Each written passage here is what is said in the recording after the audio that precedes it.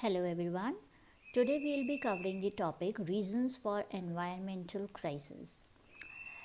Last class में हमने ये देखा था कि एनवायरनमेंट में बहुत ज़्यादा रिसोर्सेज का यूज़ हो रहा है और बहुत ज़्यादा ही एनवायरनमेंट में जो कैपेसिटी है, एनवायरनमेंट की कैरिंग कैपेसिटी है, उससे ज़्यादा रिसोर्सेज का एक्सट्रैक्शन हो रहा है। या एनवायरनमेंट में क्या क्या फंक्शंस हैं, क्या क्या फंक्शंस एनवायरनमेंट हमारे लिए परफॉर्म करता है। Now we'll be studying about reasons for environmental crisis. That means अगर हम रिसोर्सेज का एक्सट्रैक्शन रीजनरेशन कैपेसिटी से ज़्यादा कर लेते हैं तो उस केस में फिर एनवायरमेंटल क्राइसिस की सिचुएशन आ जाती है, जो कि presently we are facing. Now what are the reasons for these environmental crises? The first reason is population explosion and advent of industrial revolution leading to overuse and misuse. मतलब कि population के बढ़ने की वजह से इंडस्ट्रियल रिजोल्यूशन हो गया और इन इंडस्ट्रीज़ ने जो रिसोर्सेज को बहुत ज़्यादा टू द एक्सटेंट यूज़ किया है, उसकी वजह से अब जो है एनवायरनमेंट में क्राइसिस आ चुके हैं. We are facing shortage of resources. Then the second reason is extensive extraction of renewable and non-renewable resources. This means कि renewable और non-renewable दोनों ही resources को इतना ज़्यादा extract किया गया है जितनी इनकी regenerative capacity नहीं है. That means उनकी carrying capacity से ज़्यादा उनका extraction हो रहा है. Now इसकी वजह से अब क्या हो रहा है? Now government is spending huge amount of money on technology and research to explore new resources. नए resources का पता लगाने के लिए, नए resources को खोजने के लिए, since we require more resources और resources अब ख़त्म होते जा रहे हैं, है ना, या इतना क्विक रेट पर रीजनरेट नहीं हो रहे हैं, तो अब गवर्नमेंट को बहुत ज़्यादा अमाउंट स्पेंड करना पड़ रहा है टेक्नोलॉजी पर और रिसोर्सेज को और एक्सप्लोर करने पर. Third reason for environmental crisis is extinction of many resources. बहुत सारे रिसोर्सेज जो हैं अब ख़त्म हो चुके हैं. क्यों? क्योंकि पॉपुलेशन बढ़ती जा रही है और रिसोर्सेज का एक्सट्रैक्शन और ज़्यादा होता जा रहा है. Affluent consumption, the waste generated are beyond the absorptive capacity of the environment. What does this means? कि कंजम्पशन जो है रिसोर्सेज का, एज वी ऑलरेडी डिस्कस्ड, कि रिसोर्सेज का कंजम्पशन जो है वो बहुत ज़्यादा बढ़ गया है. तो जो रिसोर्सेज का कंजम्पशन बढ़ गया है, जो इंडस्ट्रियल रिजोल्यूशन बढ़ गया है, इंडस्ट्रीज़ बढ़ गई हैं, तो वहाँ से जनरेट होने वाला सारा वेस्ट भी एनवायरनमेंट में जाता है. तो वो वेस्ट इतना ज़्यादा है, इतना ज़्यादा वेस्ट जनरेट हो रहा है कि वो एनवायरनमेंट की अब्जॉर्प्टिव कैपेसिटी से भी कहीं गुना ज़्यादा है और एनवायरनमेंट अब वो अपने आप में अब्जॉर्ब नहीं कर पा रहा, due to which we are facing pollution, है ना. हर जगह पॉल्यूशन है, एयर पॉल्यूशन है, वाटर पॉल्यूशन है. So the next point is this only, air and water pollution. See, almost 70% of the water in India is polluted. ठीक है, तो 70% वाटर अगर इंडिया में पॉल्यूटेड है तो मतलब कि उसकी वजह से अब एयर पॉल्यूशन है, वाटर पॉल्यूशन है.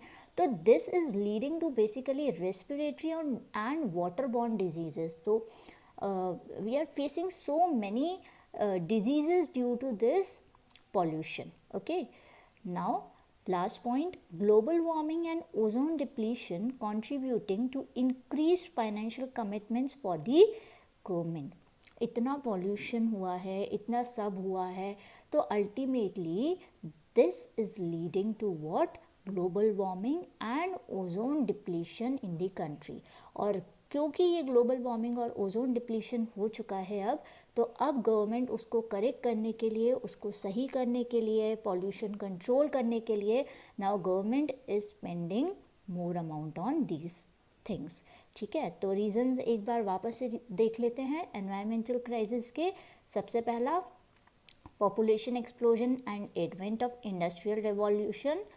Then extensive extraction of renewable and non-renewable resources, extinction of many resources, effluent consumption, that is waste generated, are beyond the absorptive capacity of the environment, air and water pollution और global warming and ozone depletion.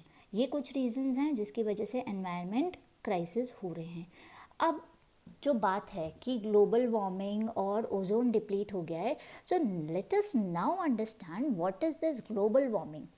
तो global warming क्या होता है, देखो, it is observed and projected increase in average temperature of earth's atmosphere and oceans. मतलब कि अर्थ का suddenly आप देखोगे कि अब जो टेम्परेचर है वो ग्रेजुअली राइज होता जा रहा है, टेम्परेचर और ज़्यादा गर्म होता जा रहा है. तो this is basically global warming, कि अर्थ का जो एवरेज टेम्परेचर है वो अब इंक्रीज़ हो चुका है. तो क्यों इंक्रीज़ हो रहा है भाई, क्या रीजंस हैं ग्लोबल वार्मिंग के? So these are some reasons और these are some causes of global warming. Increase in greenhouse gas concentration like water vapours, carbon dioxide, methane, ozone. ये कुछ ग्रीन हाउस गैसेज हैं जिनका जो amount है, जो proportion है एयर के साथ, वो इंक्रीज़ हो गया है. ये गैसेस अब ज़्यादा एटमॉस्फेयर में प्रेजेंट हैं. कौन कौन से हैं? कार्बन डाइऑक्साइड है, मीथेन है, वाटर वेपर्स हैं, ओजोन्स हैं. ये एक रीज़न है. उसके बाद burning of coal and petroleum products.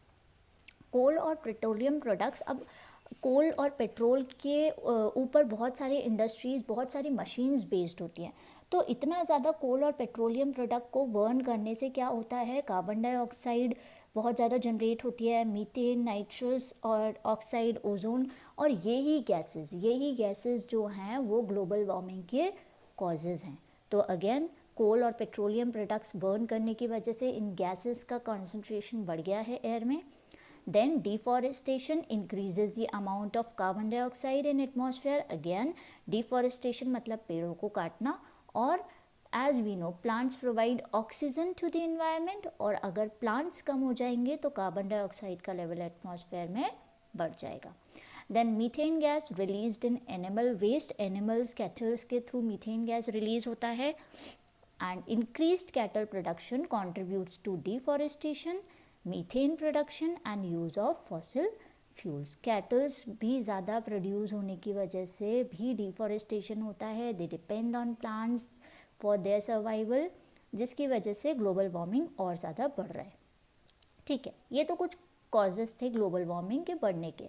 Now what are the impacts of global warming, या क्या इफ़ेक्ट हुआ है एनवायरनमेंट पर ग्लोबल वार्मिंग की वजह से?